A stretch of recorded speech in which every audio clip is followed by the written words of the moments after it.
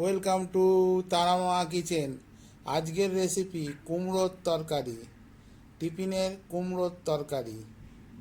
কুমড়োর তরকারির জন্য পেঁয়াজ আর কাঁচা লঙ্কা কেটে নিয়েছি, কুমড়ো আলু কেটে নিয়েছি, উনুনে কড়া বসিয়ে দিয়েছি। কড়াই দিয়ে দিচ্ছি সরষের তেল,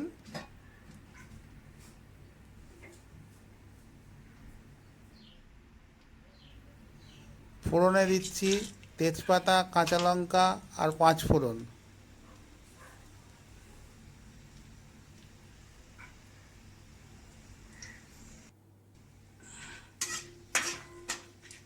ফোড়নটা হয়ে গেলে কেটে রাখা কুমড়ো আর আলু তেলের ওপর দিয়ে দেবো।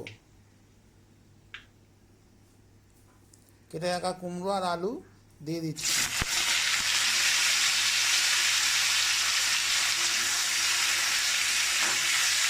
আলু কুমড়োটাকে ভেজে নেব হালকা করে।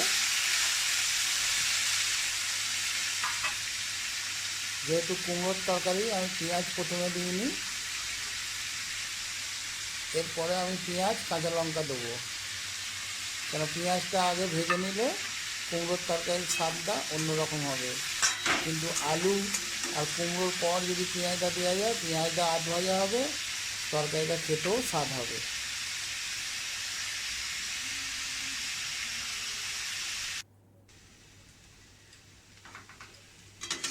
আলু কুমড়ো সব ভাজা হয়ে গেছে, পেঁয়াজটাও আধ ভাজা হয়ে গেছে।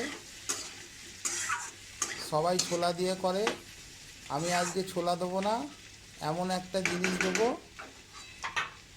সেটা আমি নাম বলবো না, আপনাদের কমেন্ট করে আমাকে জানাতে হবে জিনিসটা কী।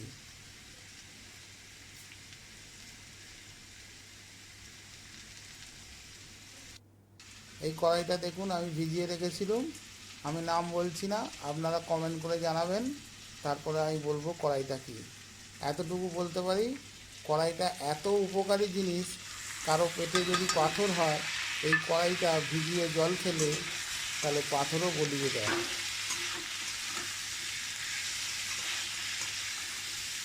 আমি কড়াইটার নাম বলছি না, আপনারা কমেন্ট করে জিজ্ঞেস করলে তারপরে বলবো। কিন্তু ছোলা দিয়েও কুমড়োর তরকারি টেস্ট হয়, কিন্তু এই কড়াইটা দিয়ে আরও টেস্ট হবে। পরিমাণ মতো লঙ্কা, হলুদ আর নুন দিয়ে দিলাম।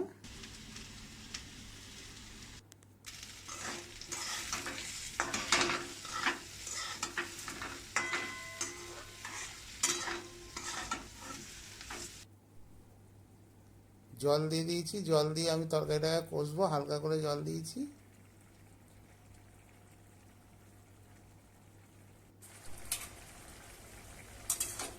দেখুন কুমড়োর তরকারিটা আমার হয়ে এসছে। জলটা একটু কমে গেলেই আমি নামিয়ে নেব।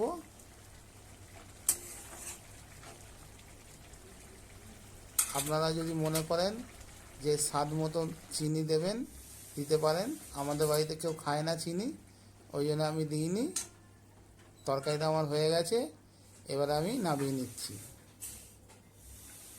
এই তরকারিটা আপনারা সকালে টিফিনে রুটি দিয়েও খেতে পারেন, মুড়ি দিয়েও খেতে পারেন।